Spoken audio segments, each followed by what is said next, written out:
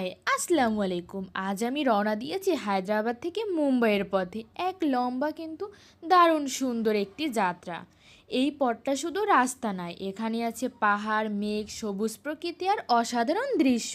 চলুন একসাথে এই যাত্রাটা উপভোগ করি। দেখো এই দিকটা কত সুন্দরভাবে পাহাড়ের গা ঘেঁষে মেঘেরা নেমে এসেছে। মনে হচ্ছে যেন আকাশটা মাটির গায়ে লেগে গেছে। এমন দৃশ্য দেখলে সব ক্লান্তি মিলিয়ে যায়। রাস্তার পাশে ছোট ছোট গ্রাম, পাহাড়ের বাকি কুয়াশা আর গাছের সবুজ, এই সব কিছু মিলে এক রঙিনের মতো লাগছে। বাসটা ধীরে ধীরে উঁচু পাহাড়ি পথে উঠেছে আর জানালার বাইরের দৃশ্য বদলে যাচ্ছে প্রতিটা মিনিটে। এই অভিজ্ঞতা সত্যিই মন রাখার মতো। কখনো সূর্যের আলো মেঘের ফাঁক দিয়ে এসে পড়েছে মুখে, কখনো আবার হালকা বৃষ্টি। প্রকৃতি যেন নিজের একটা সিনেমা চালাচ্ছে।